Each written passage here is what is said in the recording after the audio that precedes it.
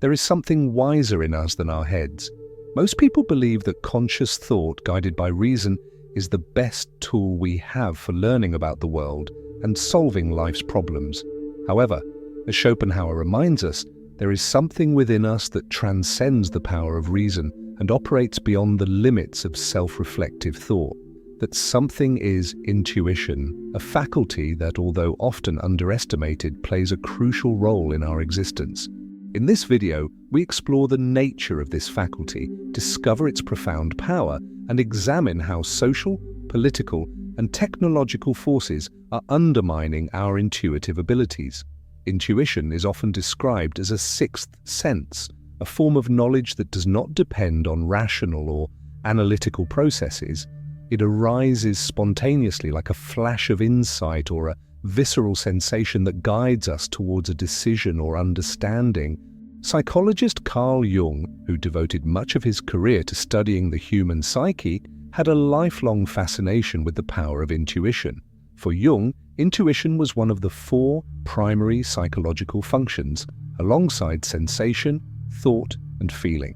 While sensation connects us to the physical world, thinking allows us to analyze and categorize information, and feeling helps us assess the emotional value of things. Intuition operates on a deeper and more mysterious level. Jung defined intuition as a form of perception that does not pass through the physical senses or conscious analysis. Instead, it emerges from the unconscious, bringing to light insights that our conscious mind would not be able to reach on its own. He described intuition as a perception through the unconscious, a way of accessing knowledge and wisdom that is beyond the reach of reason. This definition resonates with the idea that intuition is a combination of accumulated experiences, embodied knowledge, and innate wisdom which manifest in moments of sudden clarity. But what exactly is intuition? Many cultures around the world see it as a divine gift or a connection to a higher plane of consciousness. In Eastern philosophy, for example, intuition is often associated with the concept of inner wisdom, a form of knowledge that transcends logic and reason. In the West, philosophers such as Plato and Aristotle also recognized the importance of intuition, although they approached it in different ways. Plato saw intuition as a way of accessing the forms, or eternal ideas, while Aristotle considered it a natural ability of the human mind to perceive immediate truths. Modern science has also begun to explore the mechanisms behind intuition. Neurological studies suggest that intuition is linked to the functioning of the limbic system, a part of the brain associated with emotions and memory. When we have an intuition, it is likely that our brain is processing information on a subliminal level, combining past experiences, recognized patterns, and subtle signals from the environment to produce a quick and efficient response. This process is especially evident in situations of high stress or danger, where intuition can save us from a threat before we even have time to think consciously. A classic example of this is the gut feeling effect or visceral intuition, which often manifests itself as a physical sensation in the stomach. The gut, often called the second brain, contains a complex network of neurons and produces most of the body's serotonin, a neurotransmitter crucial for emotional well-being. Research shows that the gut and the brain are in constant communication, and that much of the neural traffic goes from the gut to the brain rather than the other way around. This explains why we often feel a right or wrong decision in our body before we even understand it rationally. Intuition, therefore, is not just a philosophical or psychological abstraction, but a biological function deeply rooted in our nature. It connects us to a reservoir of wisdom that goes beyond logic and reason, allowing us to navigate the world more fluidly and effectively. However, despite its power, intuition is under constant threat in our modern world. The social, political, and technological forces that shape our daily lives are often undermining our intuitive abilities, leaving us more dependent on conscious thought and less connected to our inner wisdom. Intuition is fundamental to discovering new truths and new ways of interacting with the world. In fact, most great scientific discoveries and world-changing inventions come from intuitive insights rather than conscious deliberation or explicit reasoning. One of the most famous examples is the case of chemist Auguste Kekulé, who discovered the structure of benzene after dreaming of a snake biting its tail. This flash of intuition, which arose during sleep, allowed him to visualize the molecular structure in the shape of a ring, something that logical reasoning had not been able to achieve. Or, as the great French mathematician Henri Poincaré said, "It is by logic that we prove, but it is by intuition that we discover." Creativity, in particular, is highly dependent on intuition. Many artists, writers, and musicians attribute the power of intuition to their success. For example, musician Neil Young claimed that his best songs were not the product of conscious thought, but of his intuitive mind. He described the creative process as something that begins with a feeling, a sensation that arises from the unconscious, and manifests itself in the form of a melody or lyrics. "When I write a song, it starts with a feeling," Young explained. "I might hear something in my head or feel it in my heart. I might pick up the guitar and start playing without thinking. That's how a lot of songs start. When you do that, you're not thinking. Thinking is the worst thing for composing a song. Then you just start playing and something new emerges. Where does it come from? What does it matter? Just keep it and move on." This intuitive process is not limited to music. Writers such as Stephen King and J.K. Rowling have also reported similar experiences in which their stories seemed to write themselves, as if they were guided by an inner force that transcended conscious thought. Intuition, in this sense, is a bridge between the conscious and unconscious worlds, allowing ideas and insights to emerge organically and spontaneously. However, the use of intuition goes far beyond creativity and the discovery of new truths. Our intuitive abilities are constantly at work to shape our everyday experience. For example, intuition is fundamental to social interaction. We consciously register only a small fraction of other people's body language, vocal tone, and facial expressions. Most of what we learn socially is the result of unconscious processing, and therefore our first impressions of whether we like or dislike someone, whether we trust or distrust them, are mainly intuitive judgments. Philosopher and psychiatrist Iain McGilchrist, author of The Master and His Emissary, explores this idea in depth. He argues that intuition is essential for understanding social and emotional nuances that cannot be captured by conscious analysis. Impressions about other people are often surprisingly accurate, McGilchrist writes, even when formed on the basis of very brief exposures by means of very subtle, almost imperceptible nonverbal signals, so subtle that they are neither coded nor decoded at a level of intentional conscious perception. Intuition is also fundamental to the development of skills and, above all, to the mastery of a skill. In the early stages of learning a skill, we rely heavily on our conscious perception. But as we move from beginner to expert, our performance of important aspects of the skill becomes largely unconscious and intuitive. A classic example of this is elite athletes, who often describe being in a state of flow during competitions. In this state, their actions seem to flow naturally without the need for conscious thought. The same happens with musicians, artists, and even surgeons who rely on intuition to make quick and precise decisions in high-pressure situations. McGilchrist explains that intuition is the basis of motor, cognitive, and social skills and is the foundation of expert excellence.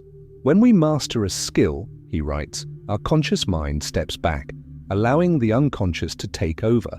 That's when intuition becomes our most powerful ally, guiding us with a precision that conscious reason could never achieve.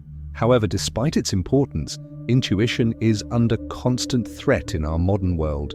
The social, political, and technological forces that shape our daily lives are often undermining our intuitive abilities, leaving us more dependent on conscious thought and less connected to our inner wisdom. The bureaucratization of everyday life, for example, is one such force. Paternalistic governments, along with many other social institutions that mimic this form of governance, such as universities and large corporations, are entangling us in an ever-widening web of meaningless rules and regulations. The more we are forced to rely on bureaucratic rules to guide our social and moral lives, the less we trust intuition and common sense, and in the process, these capacities weaken. Another force that is degrading our intuitive abilities is the excessive use of screen-based technologies. The use of these technologies is disembodied and inhibits our ability to recognize the intuitive signals emanating from the physical side of our being, especially from the gut. Excessive use of social media also diminishes our intuitive abilities by disconnecting us from the embedded social interactions that activate and sharpen our intuition. In an increasingly digital world, we risk losing touch with the natural sources of wisdom that have guided us for millennia. Intuition also allows us to quickly assess complex situations and make rapid decisions. This ability is crucial for solving problems, navigating complicated situations, and even surviving. In moments of crisis, when time is of the essence and the conscious mind is too slow to assess the situation and plan the best course of action, intuition can be the difference between life and death. A classic example of this occurs in emergency situations, such as car accidents or natural disasters, where instant decisions are required. Many people report having acted on instinct in these moments, taking life-saving actions without taking the time to think consciously. The philosopher and psychologist William James described intuition as a form of knowledge that comes from a deeper level of our nature than the rational level. He argued that although reason is important, it is limited in its ability to process information quickly and in large quantities. Intuition, on the other hand, operates holistically, integrating a vast array of information into a single insight. If you have intuitions, wrote James, they come from a deeper level of your nature than the loquacious level that rationalism inhabits. This ability to process quickly and holistically is especially valuable in situations where there are many variables at play. For example, experienced doctors often rely on their intuition to make quick and accurate diagnoses, especially in complex cases where the symptoms don't clearly fit into a specific category. Studies show that in many cases, doctors' intuition is as accurate as clinical tests, and sometimes even more so. This is because intuition is able to integrate subtle information, such as the patient's body language, tone of voice, and other non-verbal signals which may go unnoticed by conscious analysis. However, intuition is not infallible. It can be influenced by cognitive biases, emotions, and past experiences, which can lead to errors of judgment. For example, a doctor may have a mistaken intuition about a diagnosis if they are tired or stressed. Similarly, our intuitions about other people can be distorted by prejudices or stereotypes. That's why it's important to balance intuition with reason, using both in a complementary way. Intuition can guide us in the right direction, but reason is necessary to verify and refine our perceptions. Despite its limitations, intuition is generally more reliable and faster than explicit reasoning, especially in situations where there are many uncertainties. Psychologist Gerd Gigerenzer, director of the Max Planck Institute for Human Development, has extensively studied the role of intuition in decision-making. He found that in many cases, intuitive decisions are more effective than decisions based on detailed analysis. This is because intuition is able to filter out irrelevant information and focus on what is really important, something that conscious thought often fails to do. Gigerenzer cites the example of chess players who often make intuitive decisions in fractions of a second, based on patterns recognized from thousands of previous games. These players are not mentally calculating all the possible moves, but relying on their intuition to choose the best strategy. Similarly, fighter pilots, firefighters, and other professionals working in high-pressure environments rely on intuition to make quick and accurate decisions. However, in our modern world, many forces are undermining our intuitive abilities.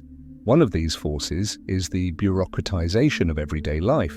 Paternalistic governments, along with many other social institutions that mimic this form of governance, such as universities and large corporations, are entangling us in an ever-widening web of meaningless rules and regulations. The more we are forced to rely on bureaucratic rules to guide our social and moral lives, the less we trust intuition and common sense, and in the process, these capacities weaken. Another force that is degrading our intuitive abilities is the excessive use of screen-based technologies. The use of these technologies is disembodied and inhibits our ability to recognize the intuitive signals emanating from the physical side of our being, especially from the gut. Excessive use of social media also diminishes our intuitive abilities by disconnecting us from the embedded social interactions that activate and sharpen our intuition. In an increasingly digital world, we risk losing touch with the natural sources of wisdom that have guided us for millennia. In addition, broad social trends are interfering with our intuitive abilities.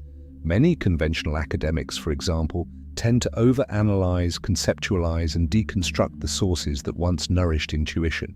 The natural world, cultural traditions, the body, religion, and art, historically vital channels for deep intuitive understanding, have had their power sapped by an excess of self-conscious scrutiny, rigid theoretical frameworks, and a fixation on explicit analysis. As McGilchrist observes, the attempt to replace intuitive understanding and common sense with rules and procedures is a response to the complexities of life that, unfortunately, is extremely destructive. McGilchrist also suggests that broad social trends are interfering with our intuitive capacities, specifically the tendency of many mainstream academics to overanalyze, conceptualize, and deconstruct the sources that once fed intuition. He argues that the natural world, cultural traditions, the body, religion, and art, historically vital channels for deep intuitive understanding, have had their power sapped by an excess of self-conscious scrutiny, rigid theoretical frameworks, and a fixation on explicit analysis. Or, as McGilchrist writes, Nietzsche foresaw a similar crisis in the modern world and warned that an over-reliance on self-reflexive thinking would separate us from the instinctive and intuitive faculties that give depth and meaning to human life. On the genealogy of morality, Nietzsche lamented the fact that most of us can no longer rely on the guidance of our unconscious impulses, but instead depend excessively on consciousness. He described this dependence as a form of disease, an erosion of our intuitive capacities that diminishes our ability to act spontaneously and gracefully. The erosion of our intuitive capacities, wrote Nietzsche, diminishes the ability to act spontaneously, for intuition operates more quickly than explicit reasoning, and therefore the more we are forced to use conscious self-reflection, the more fragmented and rigid our life becomes. This idea resonates with the notion that in order to move through the world spontaneously and gracefully, which is the sign of psychological health, most elements of the physical and social environment must be left tacit, i.e., beyond conscious perception. If we try to become aware of too many things, our life will become heavy and full of mental tasks that the quick knowing capacity of intuition can handle much more efficiently. In his book Madness and Modernism, psychologist Louis Sass observes how many of the symptoms of schizophrenia arise from excessive self-consciousness. The schizophrenic, in other words, is hyper-aware of the world, consciously focusing on details of perception, movement, and social interaction that most other people leave implicit. This overloads the schizophrenic's mind and disrupts the automaticity of intuition, thus rigidifying the flow of life and, in extreme cases, leading to catatonia. Sass describes this condition as hyperconsciousness, in which the individual becomes so aware of their own thoughts and actions that they lose the ability to act spontaneously. Hyperconsciousness, writes Sass, is a form of mental paralysis in which even everyday automatic actions, such as moving one leg in front of the other to walk, can become problematic. This condition illustrates the danger of an over-reliance on consciousness and the importance of balancing conscious thought with intuition. As McGilchrist notes, although the phenomenology of schizophrenia comprises a range of symptoms and experiences, they relate to a group of core disturbances in the relationship between the self and the world. Perhaps the most important of these is what Sass calls hyperconsciousness. But this hyperconsciousness is not only a clinical problem but also a metaphor for the challenges we face in an increasingly rationalized and bureaucratized world. Our goal, therefore, should be to improve our intuitive abilities, as this will improve our lives and lead us to a greater state of psychological health. Intuition, Jung wrote, is by no means an isolated gift, but a regular function that can be developed. The easiest way to strengthen this function is to neutralize the forces that are diminishing it. We should minimize our involvement with the petty worlds of bureaucratic rules, decrease our use of technology to healthier levels, spend more time interacting with real people rather than their digital avatars, participate in more activities such as sports, dance, or physical exercise that connect us to the body, and spend more time in nature or participating in the creative process. These measures will bring us back to an optimal level of intuition, increasing our spontaneity, creativity, social skills, and motor and cognitive abilities. However, there is an additional, often overlooked reason to strive to become more intuitive. The more intuitive we are, the less susceptible we become to manipulation by politicians, bureaucrats, and corporations seeking to control us, because propaganda works most effectively on the conscious mind. It shapes our conscious thoughts and beliefs through repetition and persuasion, but struggles to override the deeper, instinctive knowledge that intuition provides. The more dependent we are on conscious deliberation to guide us through life, the more easily we will be influenced by the propaganda that is directed at us. On the other hand, if we become more intuitive, we will be anchored in a form of knowledge that is more resistant to psychological manipulation by politicians, bureaucrats, and corporate agents.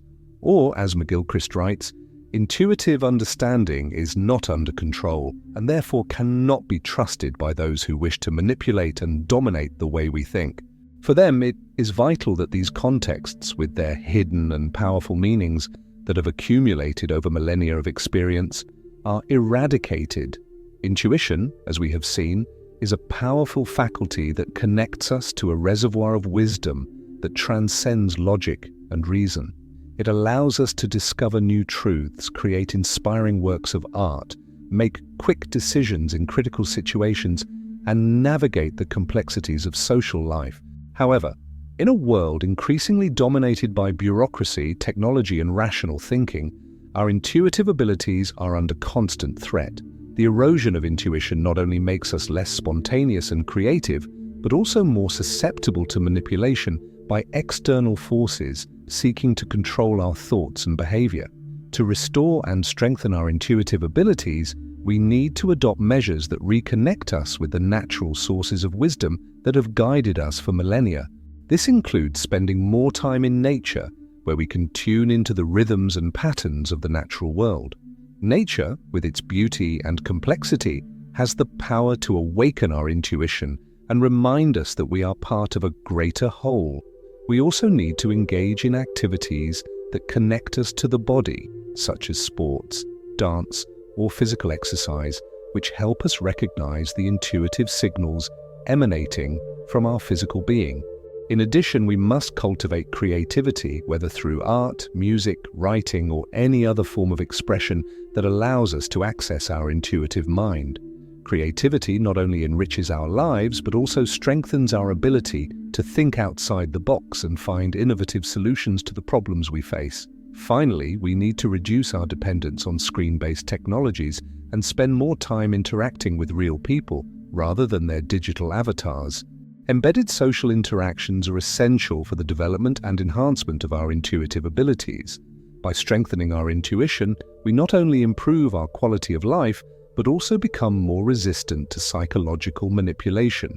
Intuition will anchor us in a form of knowledge that is deeper and more authentic than the superficial and manipulative messages that are constantly directed at us. As McGilchrist wrote, intuitive understanding is not under control and therefore cannot be trusted by those who wish to manipulate and dominate the way we think. Therefore, intuition is not only a tool for discovery and creativity, but also a form of resistance, It allows us to maintain our autonomy and integrity in a world that often seeks to control and conform us. By cultivating our intuition, we are not only reconnecting with our inner wisdom, but also affirming our freedom and our ability to live in an authentic and meaningful way. If this video has helped you understand the power of intuition and how it can transform your life, don't forget to like it and subscribe to the channel for more content like this. Intuition is a powerful tool that we can all develop. If the message in this video has improved your day or brought you valuable insights, consider making a contribution by sending a valeur de mai. Any amount, no matter how small, makes a big difference and helps keep this work alive. Keep evolving your mind. Choose one of these 2 videos where we'll continue exploring themes that inspire and transform.